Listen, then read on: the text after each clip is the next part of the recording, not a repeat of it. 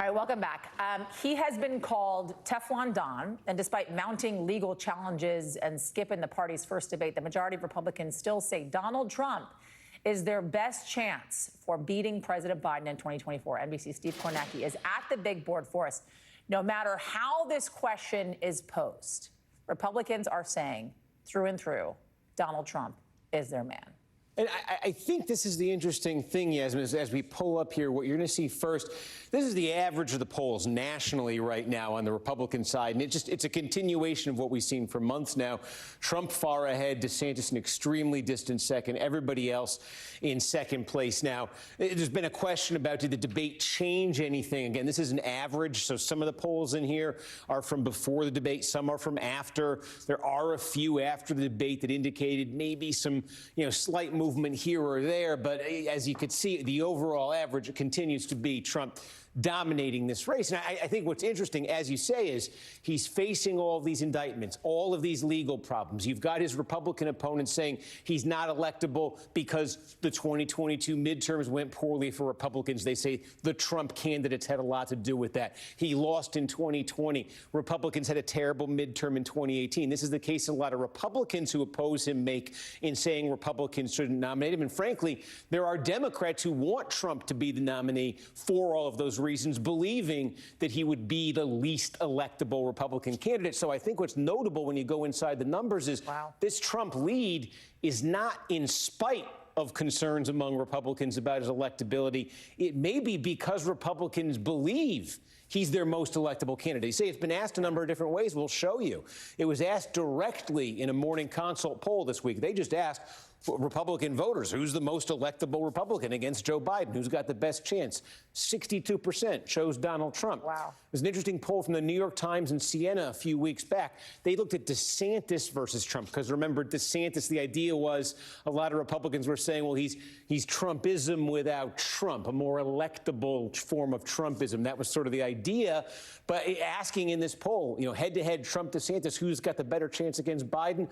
More than 2-to-1 said it's Donald Trump. There's a poll out of Georgia this week. Georgia's not one of the key early primary states, but still, just give you a measure. This is the state where Trump's facing some of that legal trouble. Asking Republicans in that state when it comes to beating Biden, is Trump definitely or probably the strongest option among Republicans? Nearly 70%, 69% said he is, and only 25% said another candidate is. So you could just see it. No matter how it's asked, these Republican voters are viewing Trump as the most electable option. And while a lot of Democrats are kind of happy to hear that because they believe Trump isn't that electable, it does raise the question, is there anything to this? So we looked at, this is an average of polls right now, Trump versus that is Biden. Unbelievable. Yeah, I mean, Biden is leading in the average, but Trump is within a point. And the reality is, Trump ran in 2020, ran in 2016.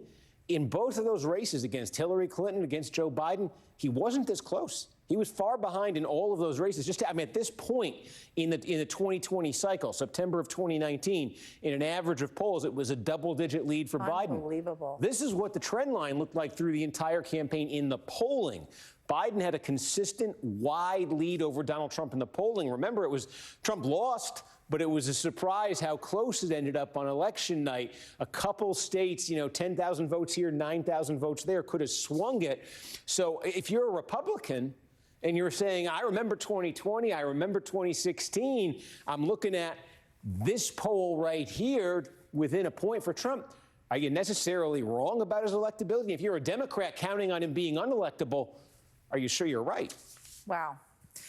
Steve Kornacki for us. Thank you, Steve. Appreciate it. A lot to digest there. Want to bring in now former Florida Republican Congressman David Jolly, Politico's White House bureau chief, and way too early host Jonathan Lemire, and Wall Street Journal White House reporter Sabrina Siddiqui. David Jolly, let's start with you. As you're taking a look at those numbers, they're pretty kind of shocking to see altogether, especially in that head-to-head matchup between President Biden and former President Donald Trump. Is there anything that you think could actually shake those numbers for the former president? Not really in the Republican primary. I mean, I think at this point, we know the indictments help. We know the charges have helped him. They've strengthened his hold of a lead. The one unknown is if he were to go on trial, and certainly if he faced conviction, it's just an unknown. That's not to suggest it takes him down. It might move him up. But there appears to be no trial that would occur before he has the nomination secured in, say, mid-March. And I would suggest one of the reasons is because it's very hard if all of the other Republican candidates recall when they were asked on stage, will you vote for Donald Trump if he's a criminal convict? And they all raise their hand. So how do they say, I would still vote for this guy, but you shouldn't? You should vote for me? Donald Trump has this thing wire to wire in the Republican nomination. Jonathan Lemire, let's talk about Ron DeSantis for a moment, because when you're looking at DeSantis's numbers as well, as Kornacki was kind of taking us through some of those polling, all you see was a slide for DeSantis, right? I know he's kind of off the campaign trail right now, dealing with the disaster in his state of Florida. And oftentimes, he gets a little bit of a bounce within Florida state lines when it comes to responding to disasters. That does not necessarily resonate, though, nationally. No, there's no guarantee that it will. And certainly, to be clear, the governor is acting right now in his role as chief executive of the state of Florida. And it's actually twin tragedies, that mass shooting in Jacksonville and now this hurricane. But people around him note how, frankly, much more comfortable he seems doing this than he does retail politicking. So there is a possibility that he'll get a little bit of a bump here. Like, certainly donors, Republican GOP donors who were so hot on DeSantis to start have cooled on him because of his polling slide and tough appearances on the campaign trail. Like, they've noted this too. Conversations picked up about how they think he's showing real competency here. And that's part of his argument, that he can be Trump, bring the Trump politics, but be more effective at enacting those policies. That's sort of been the thought process behind his campaign. But of course, as you note, it has been a real struggle to this point. And there's reporting now that the largest super PAC that supports him, they now acknowledge that this is a crucial time for the governor. Even though voters don't go to the polls or the caucus for many months still, they think these next month or two is when he has to reverse his slide, or they believe the nomination fight will all be over and Donald Trump will have cinched it up before a single voter goes to the polls. Sabrina, when you're looking at a head-to-head matchup between President Biden and former President Donald Trump, we just heard from President Biden touting the latest economic numbers coming out earlier today, right? And it sounded like that was very much a stump speech that he delivered in the Rose Garden just a couple of minutes ago. And it's understandable, considering how he is polling when it comes to his handling of the economy, whether it's true or not. We also have this new reporting coming out of NBC about how the White House has prepared a war room in responding to any possible impeachment inquiries into President Biden. And they've reportedly been studying past impeachments. The administration clearly thinks this is a possible threat.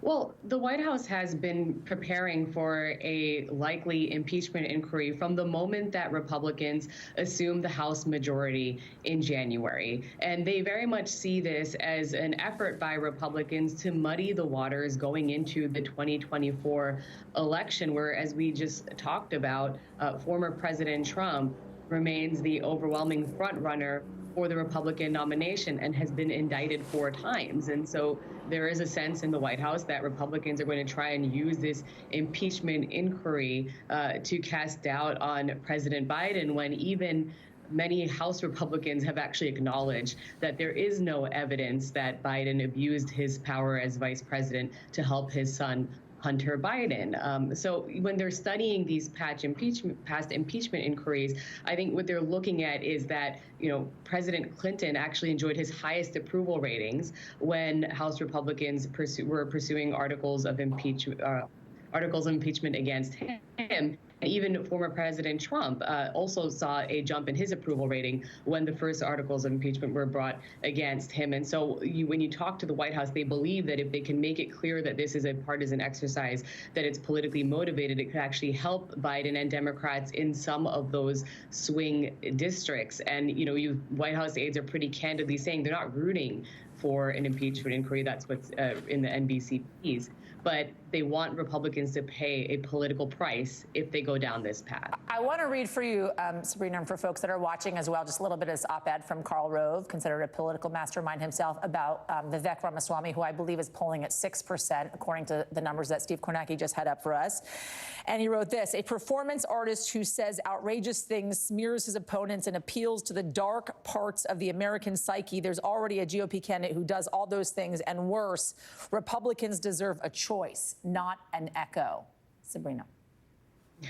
Well, Vivek Ramaswamy's strategy has been very clear. He's cast himself as an outsider. He makes these outlandish claims. That means he invariably ends up in the news. And he's trafficking in the kind of conspiracy theories that increasingly are believed by a large share of the Republican primary electorate. And if it sounds familiar, it's because that's what Donald Trump has done very successfully. And the problem for Vivek Ramaswamy is that Trump is also in this race and the overwhelming favorite in the primary. And so he may be having a little bit of a moment in that more people know who he is today than they did a month ago, but he's still polling, as Steve pointed out, in single digits when you look at that national average. And it's just hard to believe that anyone, regardless of the moment they may be having, will come close to giving Trump a run for his money. It's very much Trump's primary to lose. Sabrina Siddiqui, Jonathan Lemire, David Jolly, thank you guys all. Appreciate it.